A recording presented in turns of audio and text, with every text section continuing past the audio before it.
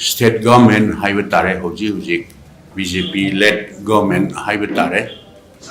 masi संविधान की भारत की संविधान की प्रोविजन्स अदुगा आर्टिकल्स मयाम पुनः मक्सिंगसी लोइना वायोलेट तौबा हाइबा तारे democracy सत्पा Lepa अमदा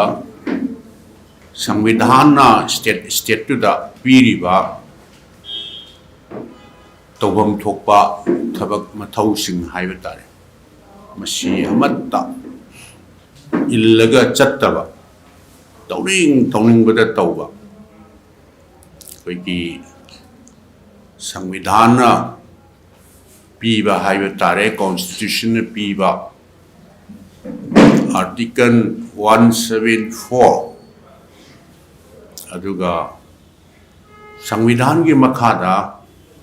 सेमीबा rule of procedure conduct of business मदुगी रूल नंबर 17 ने द पीरिबा सही अमदा कैलेंडर ईयर अमदा हाइबा तारे कैलेंडर ईयर से हुजिक लोइगदौरेना कैलेंडर ईयर अमदा यामद्रबदा democratically elected government state assembly से यामद्रबदा अहुम लक्ति not less than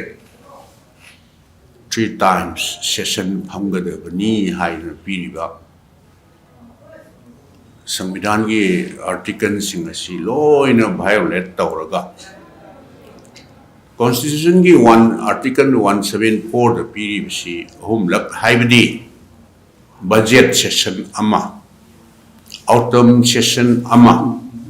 winter session अमा मसी हानगी बजट सेशन कोई फंगरे अदुगा ऑटम सेशन फंगरे विंटर सेशन से जागी पार्लियामेंट सेशन जो अदुगा अतै स्टेट सिंह सेशन जी लोइना विंटर सेशन जी लोइना अयामबना फमनबनी अदु कोई मणिपुर गिदी हौजिक मसी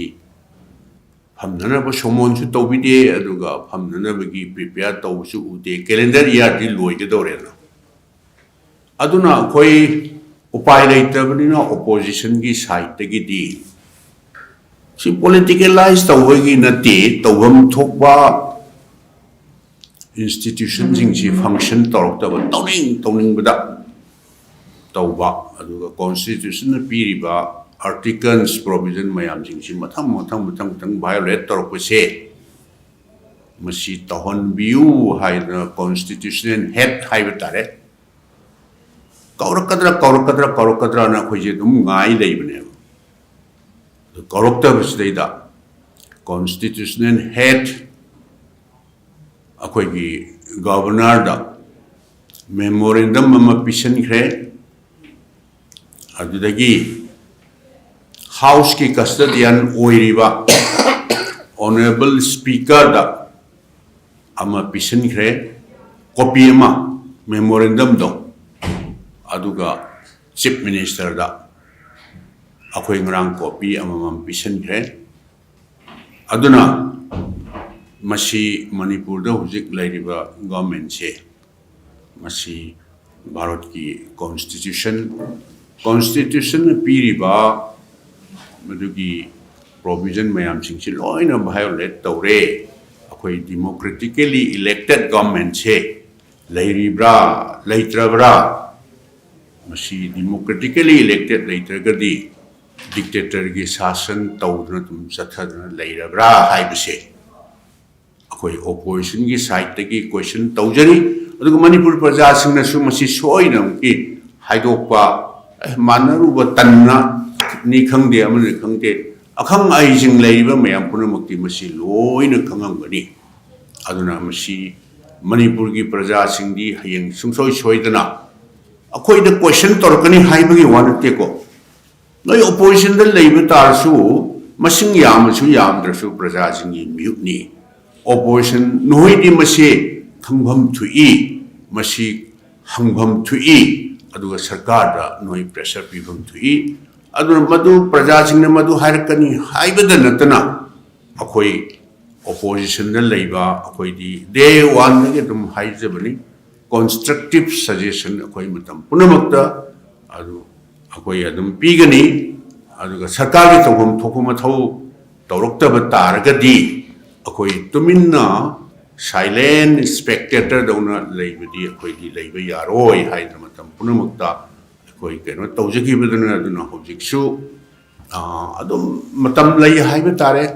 अतई अतई प्रोविजन मयाम लई पार्लियामेंट तौखिबा खोटखिबा शॉर्ट नोटिस तौरगा अदुम तौबा याबा थ्रू प्रेस अमसुंग मीडिया दा अदुम असोमोन तौबा याबगी प्रोविजन मयाम लई मदुदी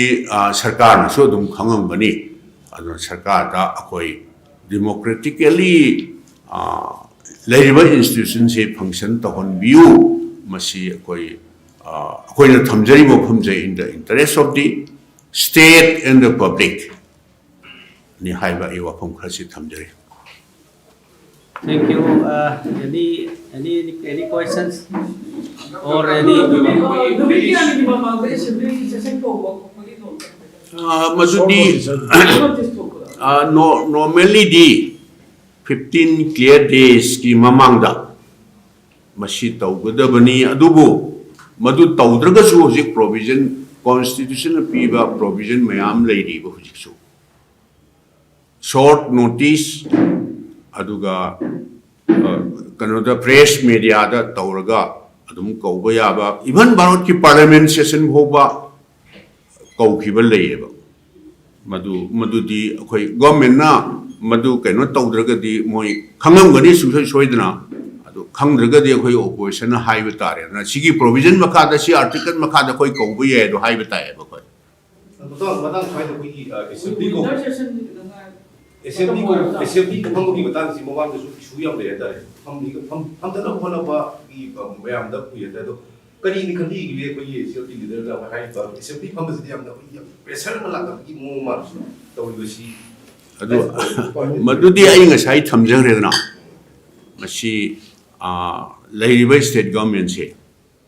डेमोक्रेसी चटलीब्रा चत्रब्रा डिक्टेटर की शासन दा मथंग मथंग अदुना नि अखोय ओपोजिशन साइड की the time has come to shape the constitution of India हाइस डेमोक्रेसी सी चतबा कॉन्स्टिट्यूशन चतबा डिक्टेटर की शासन रोमदा लानबगी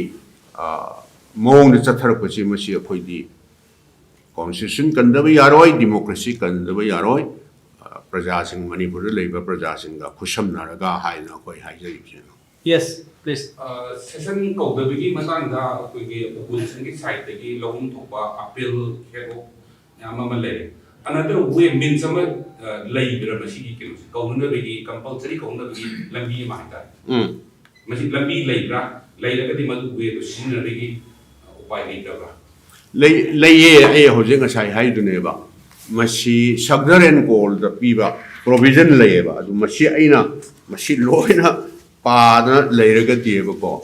adu masi pa leiragati keno torani adu ngasai haiduni lambi leyeba lambi lei adu government na keno tawdragati masi loina pa le di matam do